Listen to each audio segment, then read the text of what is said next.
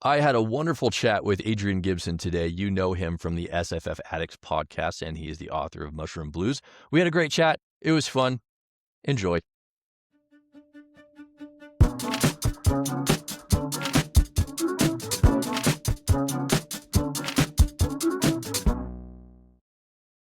I am here with the one and only Adrian Gibson. How you doing, man? Doing good, man. Happy to be here. Happy to hang out. Yeah. Thanks for hitting me up. It was it's a delight to have you because I feel like you've been such a fixture in the online book community for so long, and I've just kind of carved my space in the last year or so. It's kind of exciting. So thanks for being here, man. No, dude, it's my pleasure.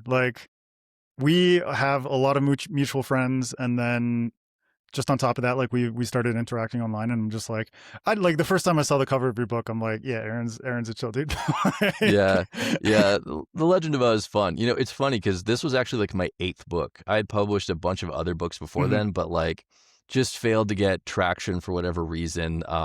The Legend of Oz, though, just really is kind of carved its space in the online book community, and people have been sharing it. People need a good laugh right now. That's what they really need. Do. Yeah, they really do. I feel like the timing has been impeccable, and the fact that Dungeon Crawler Carl is the biggest thing in sci-fi and fantasy right now. So it kind of scratches that DCC itch a little bit, but it's a little different. But where did you get your start in writing? Because I know you had Mushroom Blues come out a few years ago, and that's been really praised by some big name authors like Nicholas Eames and Mark Lawrence. So where did you get your start writing? Dude, my writing it was a lot of starts and stops throughout my entire adult life, basically. Because when I grew up, I was more into art, and so I was drawing fan comics as opposed to writing fan fiction type stuff. And so I was just kind of showing my love for all of these stories that I grew up with through depicting them visually, and kind of learned my storytelling chops in a visual manner first, as opposed to actually writing them in words. And so it was later on, when I didn't know what the hell I wanted to do, and I ended up studying English literature in university, that I was okay, now I can actually I loved reading, of course, and everything, but I didn't really take writing seriously or try my hand at it seriously until I went to university, and I was doing these courses where I was basically tasked with deconstructing all of these stories. And it was cool because obviously first year is pretty standard, it's you're doing the classics, you're doing Chaucer, you're doing Shakespeare, you're doing Beowulf and all these kinds of things. But as my studies progressed, it started to get more and more specific and more niche. It would be okay, we're gonna do stuff about media studies and sort of looking at media literacy and things along those lines. I even had courses on post-apocalyptic literature, which introduced me to that we watched movies as part of it, like The Matrix and Apocalypse Now and stuff like that. But it also introduced me to Philip K. Dick, and awesome. Different forms of manga and stuff like that, and post-apocalyptic literature and in those forms, which was really cool. And so I took all of that and started thinking about it I'm gonna start trying my hand at short stories and everything. And then I moved to Berlin from Vancouver, and I was a music journalist at the time and didn't really know what I wanted to do with my life. And I realized music journalism doesn't really pay anything. So, it's a challenge. Dude, it's journalism is very, very difficult to find a solid footing. And, I was kind of just floating around Berlin, trying different things, and ended up landing on tattoos. So I became a tattoo artist, and then kind of went back to my artistic roots and figuring out ways to tell stories visually that way. And then eventually moved to Quito, Ecuador, where I continued tattooing. But then the pandemic hit, and I had to shut down my studio. And I was basically it's kind of one of those things where I'm I've accepted it. It's that is non-essential at its peak, tattooing. But it gave me an opportunity because my wife was pregnant with our first son. We were both at home, and I was trying to figure out what am I going to do with my life, And I'd kind of dabbled in writing fiction for so long that I was I'm actually going to give it a shot this time around. And basically concurrently started blogging with FanFi Addict and started SFF Addicts, my podcast, and then started writing more seriously and kind of used those three in conjunction, you know, using the blogging and the community to sort of like ingrain myself in the SFF space, doing the podcast to build relationships with authors and basically pick their brains for free. Yeah. Yeah. To be like, hey, there's something I really want to learn about in terms of like writing craft or genre or theme or publishing or whatever it may be. Like, I'm going to invite you on my podcast and we're going to talk about it. And like secretly it's going to be for me, but then I'm just going to share it with everybody else kind of thing. Totally. And just like took that and applied all those lessons to, you know, my first book, which is set in the same world as Mushroom Blues, but I didn't end up publishing that one. I took a break from it after finishing a first draft and then ended up writing Mushroom Blues and deciding like, there you go. This is the first one that I'm going to publish. So it was like a lot of back and forth between like arts and writing, and eventually kind of came to this really happy medium where now I'm able to like do all of it through my books, whether it's like the design stuff, graphic design and the visual element. Like I design all my books. I just hire a cover artist, but I do all the typography, I do all the interior design and everything like that. Rad.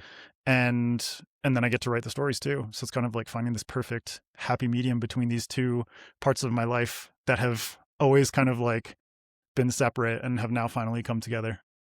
That's freaking sick. You know, it's interesting. I was talking to Jennifer Nielsen pretty recently on a podcast of her own. She's the author of The False Prince. It's like a middle grade fantasy book that's done really well. But she said that a lot of authors have like a secondary art, you know, where they are a writer, but they also have this other thing. And it sounds like yours is, you know, visual arts. You love illustration and design. Mine was music. You know, I was a really big musician when I was a teenager. It's not as important to me anymore, but I mean, occasionally I'll pick up the guitar and like strum it a little bit and jam, but it's rare. But I mean, being a visual artist, being an illustrator, I mean, you had to have been inspired by comic books and graphic novels as well, right? Like what are some of your favorites out there? No, I mean that was huge for me when I was growing up. The first comic that I don't know if you'll remember this, the Captain Underpants series. Oh, dude, are you kidding me? Like that was huge when I was in elementary school. I can see like there's a potential through line between Captain Underpants and your book. In terms of like just like humor and stuff like that.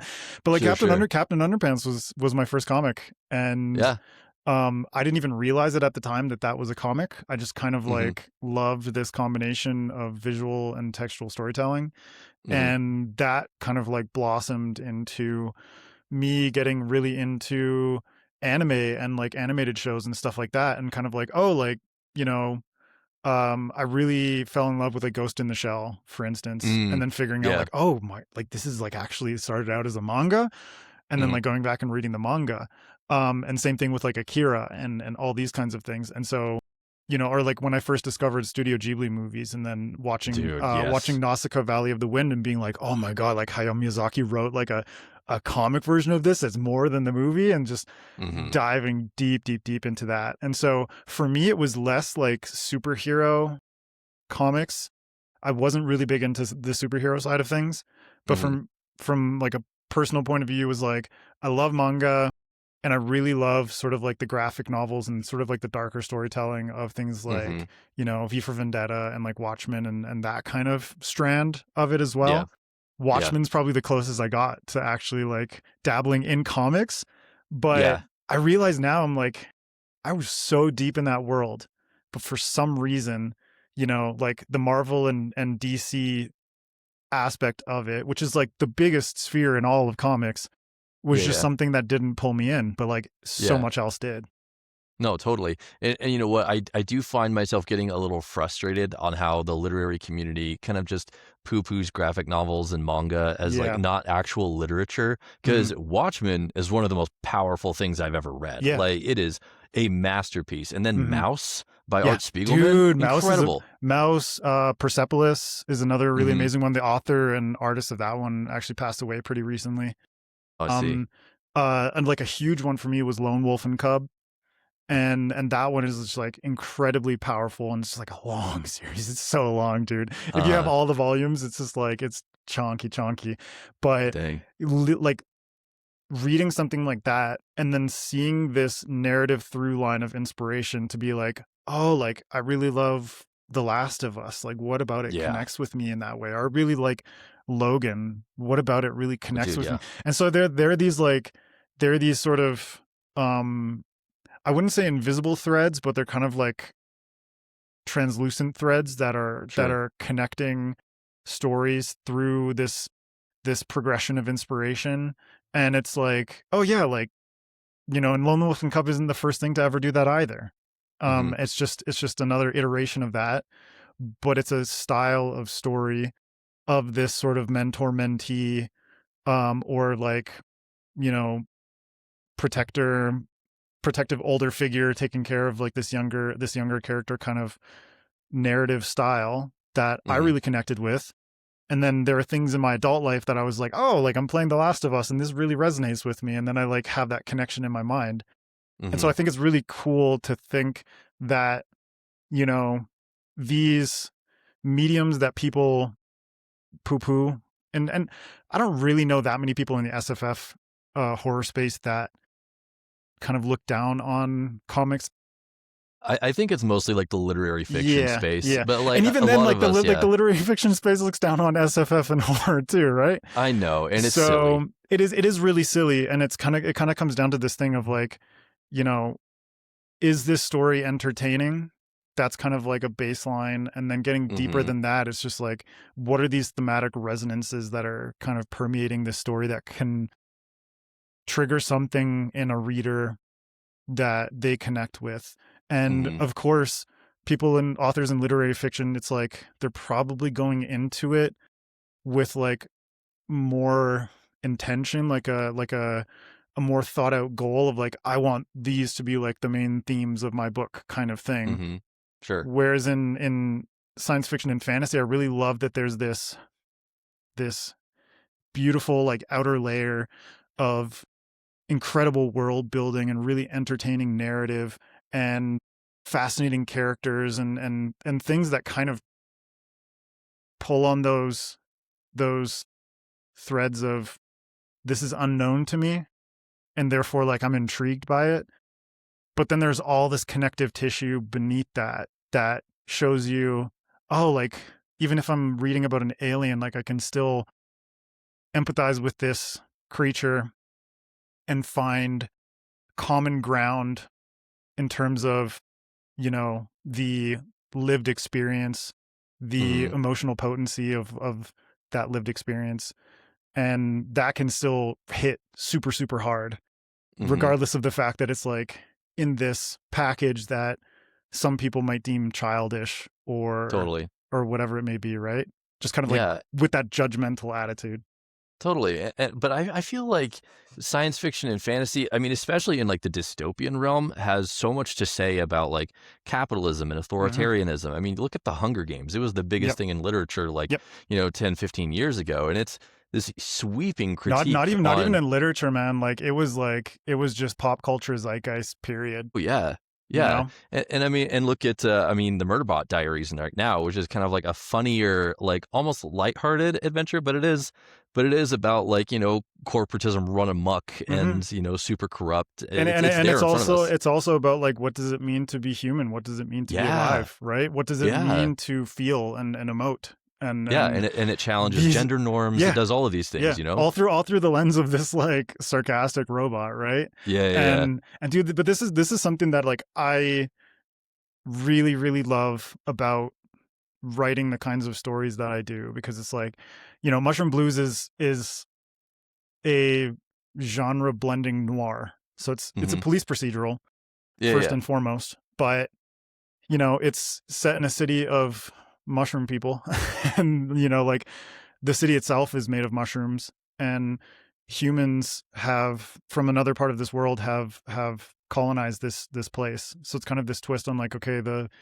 colonizers, in terms of like mushrooms being a colonizing organism, have now been colonized by these aggressive humans, and this war took place, and now we're kind of in this post-war environment where the mushroom people are subjugated by the humans, and there's a lot of racism and discrimination going on there. There's food shortages and rationing and all this kind of stuff. And all of this is just background, right? And it's like, I'm telling a police procedural murder mystery, and this human detective and a mushroom cop have to team up to solve this crime.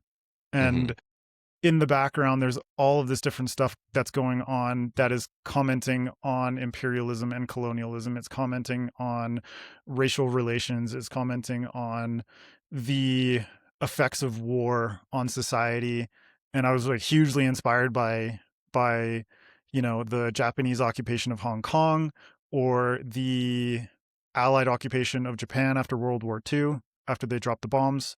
And these kinds of situations that are like, okay, this is a very, very challenging situation to be in. How are different people surviving in those circumstances? How are some people just getting by, whereas others are abusing power to take advantage of the scenario?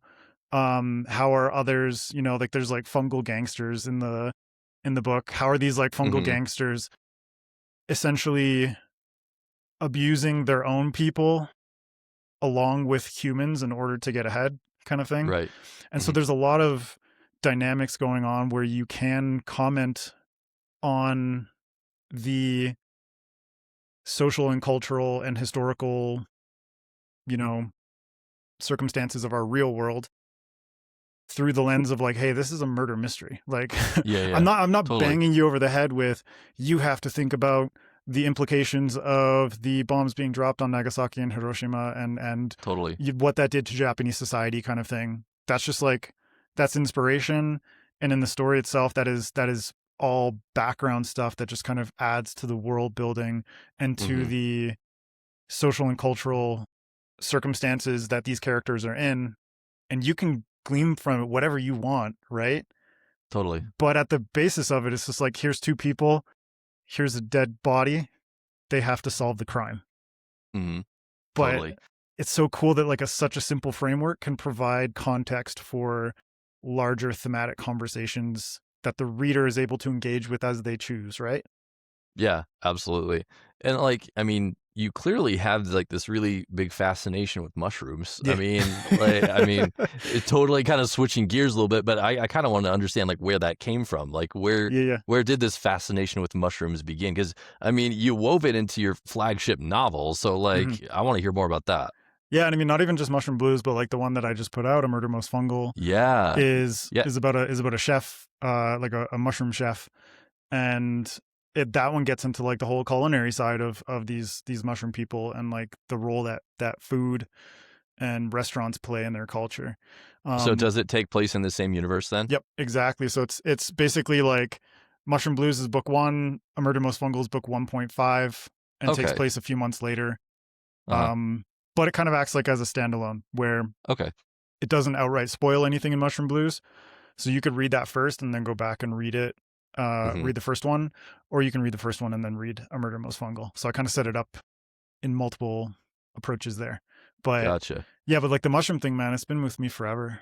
Like I grew up in British Columbia, up in Canada. So I was just like, my whole childhood was like, if I was inside, I was playing video games and reading books. And if I was outside, I was in the forest, like having pine cone fights and building tree forts and stuff like that. And like flipping over logs and discovering like what kind of gross crap is under there. Right. Like we got weird bugs, we got mushrooms and all these kinds of things. So mushrooms was just like this ever present,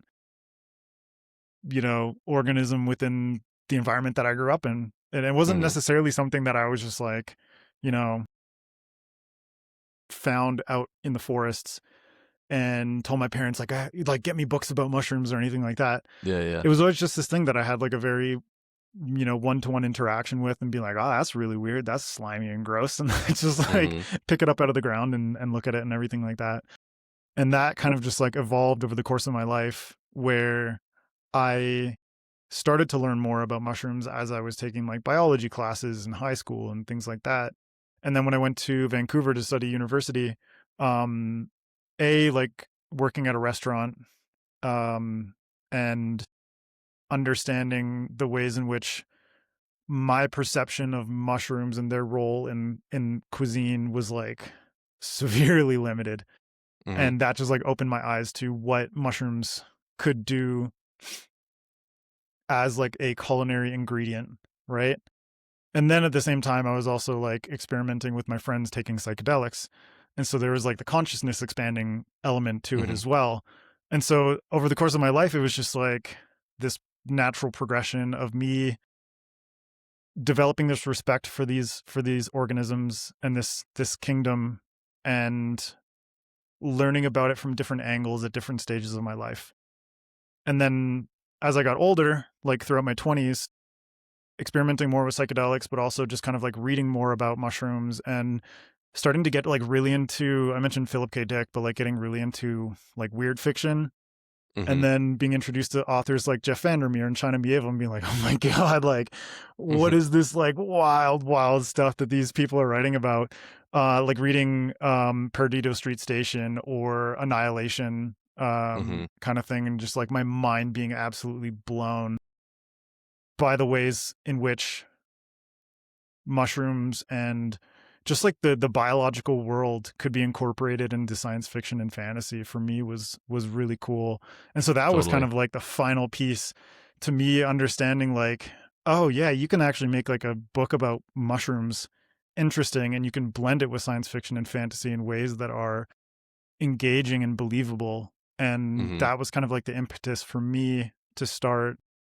I mean, actually, just like we were talking about earlier, the visual aspect, it started out as me like drawing tattoo designs of mushroom people.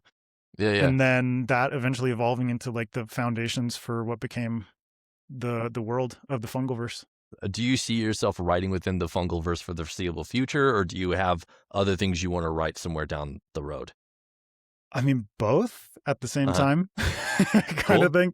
In the sense that like the Fungalverse is, as far as indie goes, as far as self-publishing goes, like this is like my main shared universe. And from the beginning, like I've had plans. There's the Hoffman Report series, which is the one that Mushroom Blue started.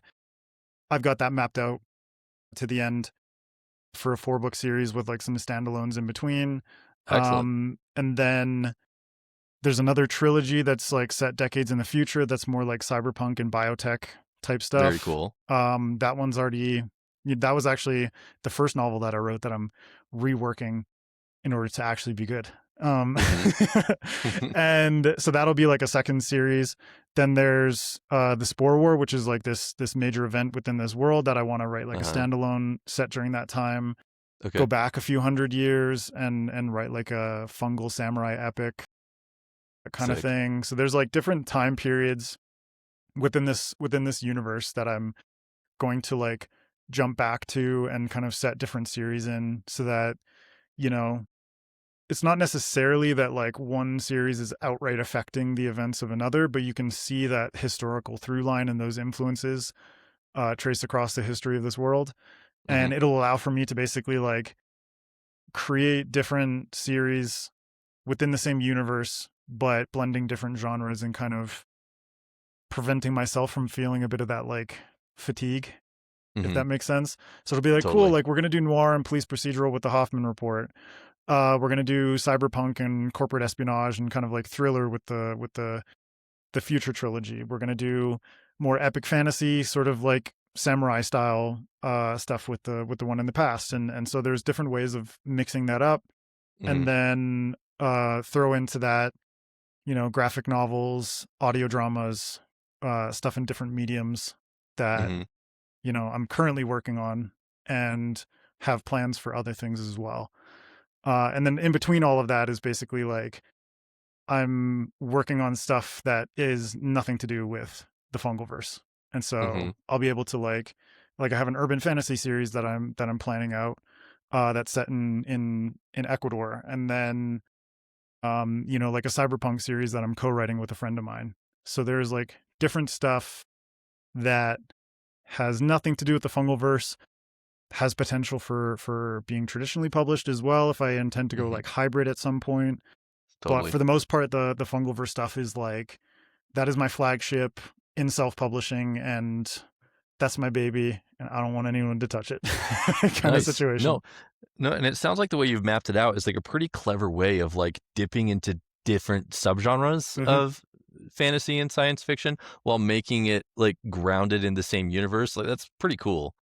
Yeah, I mean, it's basically it's my way of giving readers multiple entry points into this world. So to be like, okay, maybe you're really like way more into like Shogun, right? Cool. Like Yeah. you can read some Fungal Samurai. Maybe you're way Yeah. more into, Blade Runner or Cyberpunk 2077 or Ghost hmm in the Shell or something like that. Then you've got that future trilogy, Or if you really like True Detective and those kinds of things, then the Hoffman Report might be more your style. So there's multiple entry points into this world, and then with the added mediums of like graphic novel and audio drama, kind of like pulling in different readers through those as well, or hmm giving people who are already invested in this world an opportunity to enjoy it from a different angle. Totally. Is there anything you're reading right now that's just been really inspiring you? I mean, I'm reading like on the graphic novel front, I'm reading these collections by Haruki Murakami, Uh-huh. and they're just called manga stories, but they're basically like manga adaptations of his short stories.